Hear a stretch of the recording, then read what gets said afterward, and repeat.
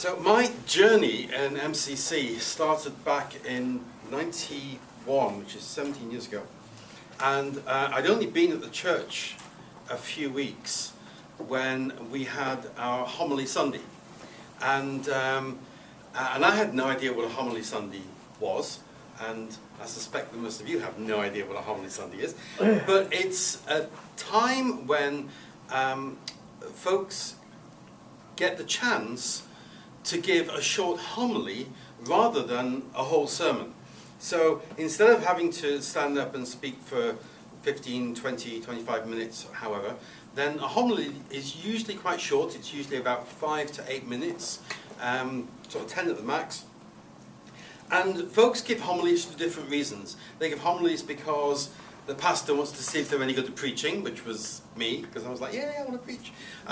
So that was the kind of the test, that was the litmus test, rather than, giving the congregation my preaching for a full 25 minutes, then I had like 5 minutes or 10 minutes, and that was the way that we started.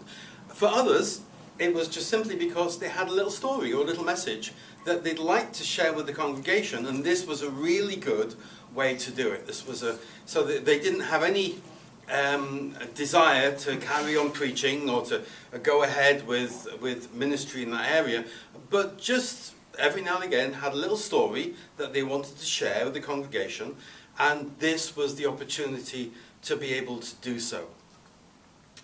So I remember always looking forward to homily Sundays because folks that I'd never heard talk and never really heard their stories, this was the opportunity that I had to listen to their story and to hear a little bit about them. So this evening we have 2 homilies. The first one's being brought by Bill and the second one by Shiela.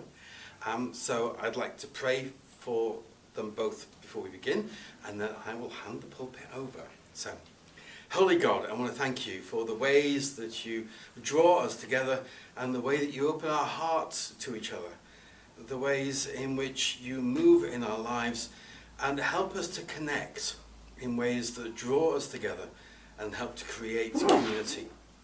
And I ask this evening that as both Bill and Sheila share their words, their stories with us, that Holy One, you may be a part of those, so that those words may reach out and touch us and help us to know them better through them, but also to know you better in them. So Holy One, we ask for your blessing and the many different ways in which you pour it out. Amen. Amen. So, first of all, Bill, over to you. Thank you.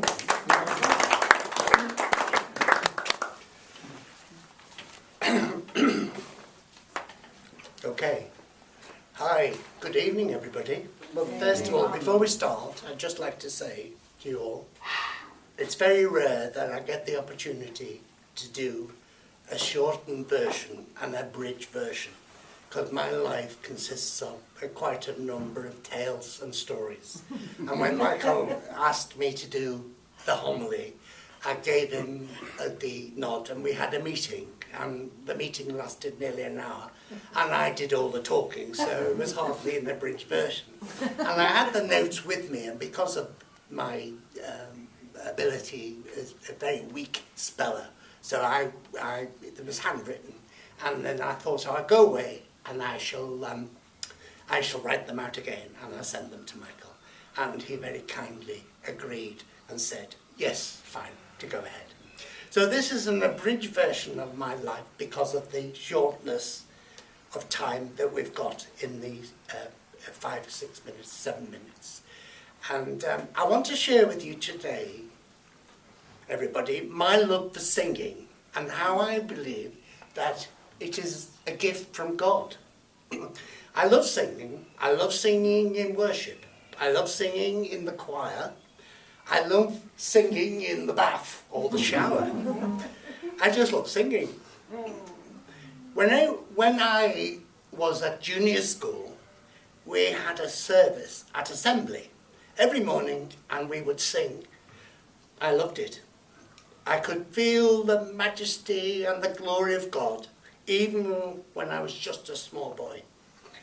I still remember the hymns and the school prayers, and the school motto in them days was, sure and steadfast.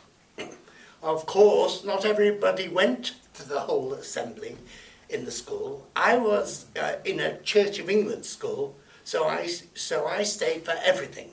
But the school was very divided and had Roman Catholics in the amongst the pupils.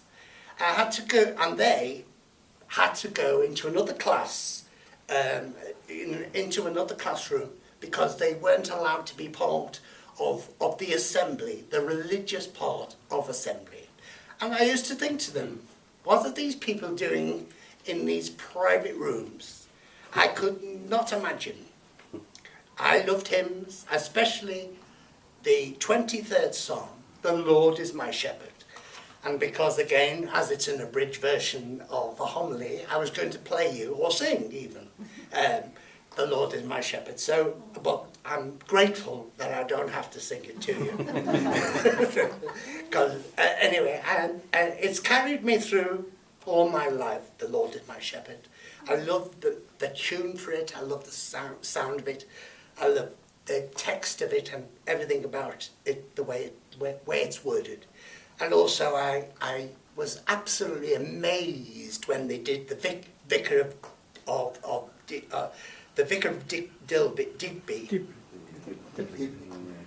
Digby? Dibley, the Vicar of Dibley.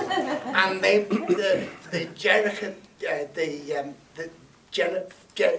Geraldine Granger, who was the vicar there, she didn't sing it, but it was just a beautiful way that they used to produce it, and I thought it was there. I know they didn't sing it, but I liked that version of it as well. And I thought, well, yeah, that's what it's all about. It just brought England and that back to me. And I wanted to carry all this all my life. Some of the boys in the school, some of the neighbours' boys, encouraged me to join what was called the Life Boys. Okay, that was the junior section of the Boys' Brigade, a bit like the Scouts and the Cubs. For the girls, it was the Brownies and the Guides. In the Life Boys, there was more praying and more God. And every Sunday, a parade up the main road with the whole church, the vicar, the choir, and the lay readers, the curates, the whole of the Boys' Brigade were there. It was a Life Boys that I learned to play the bugle. Heaven help the people who live next door. What a racket. What a racket going on. One day, they even told me that I could go to practice at the bottom of the garden. So now I had band practice as well as other church activities. But then they said, why don't you join the church choir? You'd be a great boy soprano. It was a busy week. It was at church 3 times on a Sunday. There was morning service, which we used to call matins, as it was called, and then at 3 p.m. in the afternoon was Sunday school, with more worship and singing Bible readings and lessons from the Sunday school teacher, and what we used to call the Sunday school superintendent. So there's a title for you. And then evensong in the evening. And at evensong we were joined by the men of the choir together with, and that was a lot of voices. It felt wonderful and sounded beautiful. Thursday evening was Boys' Brigade, Friday evening choir practice, where we would learn an anthem for the church on Sunday, and also special church seasonal services. Saturday morning I would sing in the choir for weddings. We were paid in them days 1 and 6 per wedding, and sometimes as many as 4 weddings a day, so we got about 5 shillings, which was a lot of money for a young lad in those days. And I enjoyed the weddings. I used to love the hymn, Love Divine or Love Excelling. And the words that the vicar used to use at the end of the ceremony, which has stuck in my mind, those that God had joined together in holy matrimony, let no one put asunder. Aren't they wonderful words, beautiful words? And I've carried them all my life, really, with that message. They always felt special to me. So in my week, there was a lot of church activities, plus school assembly. The RE, religious education, I wasn't a good at the RE lessons, as I had difficulty in paying attention. I never got good marks. I had problems with school in them days, and I became very dyslexic in my writing and grammar. It wasn't until later on in life that I was able to get re-educated to the standard that I am today. Then for many years I didn't sing at all. I was a heavy smoker and my voice just went. But then after 45 years of smoking, I stopped. And one day I was in church singing a hymn at St. Paul's here in Brighton, and my voice came back. It really felt like I'd been given a true gift from God. My voice had been given back to me, and I remember how much I enjoyed singing and how close to God it made me feel. It's been a hard work, but it's paid off. I am now very grateful that I belong to this community and the actually gay men's chorus. It doesn't matter where I am singing, I'm always feeling like I'm singing to glory of God and give thanks to his incredible gift. And wherever you know it or not, and wherever you know it or not, you have an incredible gift too, everybody. It doesn't matter whether you sing hymns or chant the psalms, read scriptures, or even just start humming. You can find God in your voice too. I think it's the best gift God ever gave me, and I hope you do too. Thank you.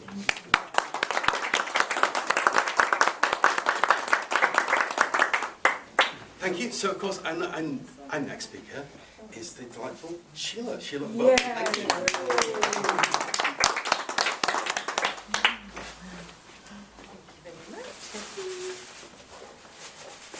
Right, my homily is called Heart Connections. I had just emailed Michael to thank him for asking me to do this homily. And I went for a walk up into my favourite place, which is Sheepcote Valley, right at the end of the road there in Whitehall. For a few minutes, I found myself beyond the streets and traffic, in a world of infinite sea and sky, grasses and trees, rabbits, sounds of sheep munching, and a hovering hawk. And I began thinking of what I could speak about. And what came to my mind was heart connections. It's a phrase that my Buddhist teacher often uses to refer to how we create meaning in our lives. And even more, create our very lives themselves. She has said, we suffer when we are attached to things that don't matter.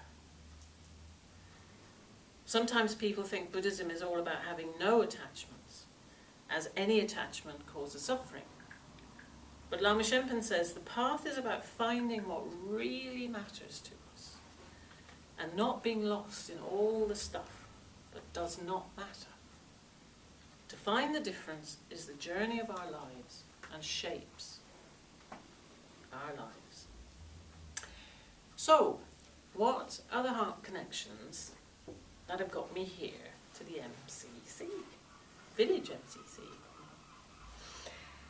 When I think of my childhood, I realised my main heart connections were with our dog, Terry, and to a place, the land where my mother grew up in the west of Ireland. I was brought up in the city in Dublin. It was a very beautiful place by a lake with soft hills, and nearby there were many ruins of very early Irish monastic settlements. Here was nature in abundance and also an inseparable sense of holiness and sacredness, which I was very sensitive to. When we used to visit as a child, I would jump out of the car in huge relief, get as far away from humans as I could, and just stand, entranced by the sounds, sights, and the tangible spiritual energy all around me. My family thought I was stuck up and weird, and that I didn't want to be around them. I'm afraid my heart connections to humans was not highly developed. Only the fear and escape networks were well exercised. My family were aspiring middle-class people and well-connected in Irish high society, and my future, as far as they were concerned, was all planned. A professional career and marriage, in that order of importance. Both filled me with dread. So yes, I had to run away. Though it's never that simple, bits of me were well gone into dreams of a mad artistic and spiritual life in some garret somewhere, or wandering as a monk-ess. I think that was my favourite fantasy. While the rest of me struggled at university with an ulcer and crippling anxiety. I had no dreams then of being saved by a charming princess. Though in a weird way, that is exactly what happened. Out of the blue, I got a job at Warwick University. The professor who recruited me was in her 60s, but was a one-year-old lesbian. Her husband had recently died, and she was gloriously coming out. And I really remember dancing and singing "We Are Family" at the women's disco, and she was a bustling little woman, rather large bosoms, bounced up and down as we danced at the women's disco. And she was professor in sociology, and she was gathering a band of radical and revolutionary feminists around her to storm the world of academia in 1979. Sadly, Thatcher got in that year, so it all went a bit pear-shaped, but we had a glorious moment. So without hesitation, I just arrived from Ireland. I came out as well. So though not much had led up to this in my previous life, I hadn't sort of grown up sort of with the sense that I'm a lesbian. I was strangely attracted to these shaven-headed, lumpy-clothed, passionate and argumentative women. After an amazing couple of years of activism and life change and the specials, this was Coventry in 1979. That might not mean anything to anyone, but two-tone, nothing. So it all came crashing down with ME, a nervous breakdown, exhaustion, and the same ulcer, only very much worse. I was in a relationship with a woman who also had health issues, and we settled down to a very quiet and coping life in a little house in Kent Town. And that life lasted over 20 years. It was very much a limbo life, dogged by mental and physical illness, and a sense of having failed at everything I had hoped for. At least I wasn't a doctor and married in a suburb of Dublin, so hey, there was a plus. But sometimes I really didn't know if that would have been the easier option. I was very isolated at that time. The relationship was one of survival, in which I couldn't connect to my past, in my past life in Ireland, but I also couldn't connect with any sense of passion or hope to my future. I was very, very lost, actually, during that time. However, during this time, connections did happen, like the filaments of a wonderful fungus as it grows underground, I began to meditate with a group linked to Buddhist monks and nuns, that monastic thing was very meaningful to me. And I sang at St. Bart's Church, you might know that's a very high Anglican church off the London Road, and I sang there for over 20 years every Sunday. I loved the singing. We did these classical masses, though the church was misogynist, homophobic, and also front for not very nice men doing not very nice things with children, as it came out later in court, so I think I can say it. Like with my secret dreaming as a child, I think I felt safe in a closet, not being myself. And the connection to Christianity and the Gospels was actually very dear to me. I still have the little Gospels that I got at that time. It was very comforting to me in my heart, but in my head I was appalled at my weakness and timidity to be myself, putting up with all this crap that was around in that space. Why can't you join a funky gay choir and shake yourself about? Which I couldn't. I just couldn't do that. Though to be fair to myself, I did set up the LGBTQ meditation group at the end of this time, so I wasn't completely useless. Eventually, thank goodness, the relationship broke down. Strangely or not so strangely, in the same year that my mother died, and so two great emotional icebergs started melting at that time. And though I nearly drowned, I was set free. I met the wonderful Isla, that long back, and have shared with her our love and our work of healing from so much confusion and distress. I left St. Bart's, I left jobs where I was unable to be myself, even unable to speak. And with Isla's help, I got support for my mental health and made new friends and new truly deep connections, of which this, the Village MCC, is now one. You might have heard of Tantra. It's a Buddhist word, Tantra in Buddhism. The word actually means thread, what gives our life continuity, rather than being a string of random, unconnected moments. For me, the threads that connect me to that child standing by the lake, entranced by a living presence that seemed to be speaking to me, are the amazing people that I now share my life with, including my Buddhist teachers and friends, and all of you here who share your sense of sacred and meaningful in life. When I came back from my walk up Sheepcote Valley, I found that Michael had replied to my email, including a copy of the reading for today's service. If I had been in a chair, I would have fallen out of it, laughing. The words I read were an exact, a better expression of what I had just reconnected with in my child self. The words we heard earlier. May it be my custom to go outdoors each day among the trees and grass, among all living things, and there may I be alone and enter into prayer. May all the foliage of the field, may they all awake at my coming. If I ever wonder, and I have sometimes, why I am worshipping here in a Christian setting, because as you know I'm more very connected with my Buddhist practice, then maybe this is the reason. Could anything be closer to my own experience of what really matters? The sacredness of the world around us and our love and support of each other. And maybe, if I have found this correspondence in my life, what about the other one? The dog. I've never had a dog in my life. So maybe that will have to come through too. But I'm looking at Alan. Thank you very much.